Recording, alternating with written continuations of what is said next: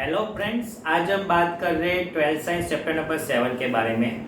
आज के video lecture में हम चैप्टर नंबर 7 के न्यूमेरिकल्स के बारे में बात करेंगे। स्टार्ट करते हैं सबसे पहले exercise number 6। Now obtain the resonance frequency of omega R a series circuit with L is given. Now question में आपको L is given is 0.2 Henry, C is 32 microfarad. Micro means 10 raised to minus 6 farad, and resistance will be 10 ohm. What is the Q factor of this frequency? That means अपने को resonance frequency find करनी है and Q factor find करना है. Then angular resonance frequency की formula. Angular resonance frequency mu naught equal omega naught equal to 1 upon root LC. Now L will be 0.2, C will be 32 into 10 raised to minus 6. Now इसका हम calculate निकालेंगे, then 125 radian पर second मिलेगा और second Q factor find करना है। तो Q factor की फॉर्मूला क्या है? Q equal to 1 upon R root L upon C. R will be 10 root L 0.2 divide by 32 into 10 raised to minus 6. Now इसका हम कैलकुलेट निकालेंगे, then answer will be 25. Q factor का कोई unit नहीं होता है, that means unitless property constant. Now exercise number 7 वाला, a charged 30 microfarad capacitor is connected to 27 millihenry inductor. Now capacitor is given 30 microfarad, 10 raised to minus 6 farad. Inductor will be 27 millihenry, 10 raised to minus 3 henry. What is the angular frequency find करना है? Angular frequency of oscillation, that means omega naught. Now formula, angular frequency की क्या formula आ गई? Omega naught equal to 1 upon root LC. Now root L will be 27 into 10 raised to minus 3. 3 into 10 raised to minus 5 मैं यहाँ पे लिखता हूँ, क्यों? -8 होगा तो उसका रूट हम निकाल सकेंगे -4. देन अपर साइड पे चला गया, then 1.1 into 10 raised to 3 radian पर सेकंड आपको आंसर मिलेगा, ओमेगा नॉट मिल गया। नाउ अब exercise number 8, suppose the initial charge of capacitor in exercise 7 is 6 millicoulomb. Now charge is given 6 millicoulomb. Milli means 10 raised to minus 3 coulomb. तब क्या find करना? What is the total energy storage? Now total energy storage, तो अगर charge draw करते हैं LC oscillation आ जाएगा और LC oscillation में कैपेसिटर ही एनर्जी प्रोड्यूस होगी, बैटरी नहीं होगी। Then energy will be Q square upon 2C, 6 into 10 raised to minus 3 square 2.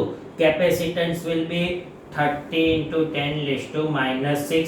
Now इसका हम कैलकुलेट निकालेंगे, देन 0.6 जूल मिलेगी। Now what is the total energy at later time? For LC oscillation में total energy must be constant. Energy must be constant. वो constant ही property आपको मिलेगी। क्यों constant property मिलेगी? तो हमने पढ़ा था एलसी ऑसिलेशन इलेक्ट्रिकल को मैग्नेटिक, मैग्नेटिक टू इलेक्ट्रिक में कन्वर्ट होगा, लेकिन एनर्जी तो आपको कांस्टेंट ही मिलेगी। अब बात कर रहे हैं एक्सरसाइज नंबर 9 के बारे में। A series LCR circuit given. Now resistance will be 20 ohm, inductor will be 1.5 Henry and capacitor will be 35 microfarad. Micro means 10 raised to minus 6 farad. Now question, is connected variable frequency 200 AC volt supply. Now supply is always we have connect V Ramesh, then V Ramesh will be 200 volt आ गया। Now question, when the frequency of supply is equal natural frequency, that means resonance question में given, that means when XC equal to XL then resonance possible है। तो क्या find करना है, what is the average power in the circuit. Resonance हो गया, that means therefore impedance Z equal to R हो जाएगा और R विल बी 20 ओम मिलेगा। Then I RMS equal to हम क्या लिख सकते हैं, I RMS V RMS upon Z, V RMS upon R, V Ramesh 200 divided by 20 that means 10 ampere and power resonance में ओनली हमने आपको बोल दिया इंडक्टर और कैपेसिटर कनेक्ट होता है तब जो पावर होता है वो रेजोनेंस रेजिस्टेंस में ही लॉस होने वाला है। Then power will be V Ramesh I Ramesh into cos phi होगा, phi will be 0, V Ramesh 200 I Ramesh 10 cos 0 will be 1, then answer will be 2000 watt आपको मिलने वाला है। then रेजोनेंस पावर मिल गया। अब बात कर रहे हैं एक्सरसाइज नंबर 10 के। The radio can tune over frequency range of the megawatt broadcast band 800 kilowatt to 1200 kilowatt. जो ये क्वेश्चन अपनी FM बैंड के बारे में हम बोल रहे हैं कि आपके मोबाइल में जो FM बैंड आती है वो 88 मेगाहर्ट्ज से स्टार्ट होके 108 मेगाहर्ट्ज तक ट्यून हो सकती है।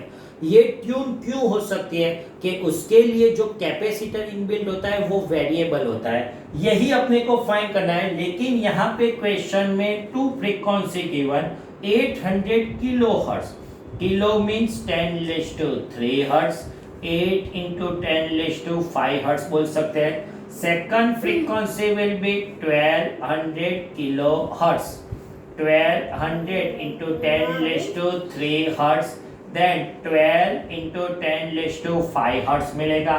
Now inductance will be 200 micro means 10⁻⁻6 Henry.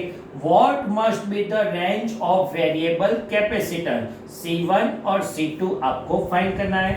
तो फ्रीक्वेंसी की क्या फॉर्मूला आ गई, रेजोनेंस फ्रीक्वेंसी से frequency 1/2 pi root LC formula आते थे, ये 2 पाई मल्टीप्लाई में चले गए, then 2 pi mu equal to 1/रूट LC, रूट कैंसिल कीजिए देन स्क्वायर हो जाएगा 4 pi square mu square 1/LC।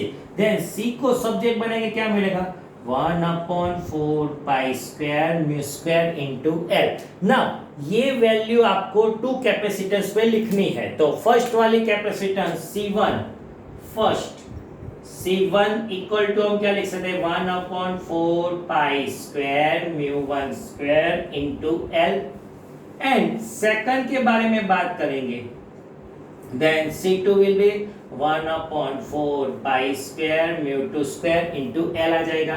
Now answer लिखना है, वैल्यू लिखनी है 4 पाई की value 3.14 square mu 8 into 10⁻5 square and inductance will be 200 into 10⁻⁻6।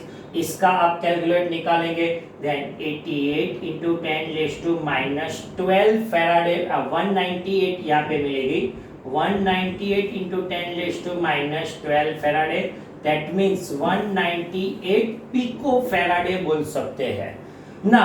यहाँ पे अगर वैल्यू लिखते हैं 4 पाई की value 3.1 square 12 into 10⁻5 square 200 into 10⁻⁻6, इसका आप कैलकुलेट निकालेंगे then 88 into 10⁻12 farad 88 pico farad आ जाएगा। दैट मीन्स वेरिएबल कैपेसिटेंस की रेंज आपको क्या मिल गई 198 एंड 88 से स्टार्ट होने वाली है। अब बात करें आज के वीडियो का last numericals exercise number 21। Obtain the resonance frequency and Q factor of LCR circuit. Resonance frequency that means omega not find करना है and Q factor means Q find करना है। In LCR circuit L will be 3 henry, C will be 27 microfarad and R will be 7.4 ohm मिलेगा। First वाला question यहां तक रखते हैं, तो एंगुलर रेजोनेंस फ्रीक्वेंसी की फॉर्मूला क्या गई, omega not equal to 1 upon root L C आएगी।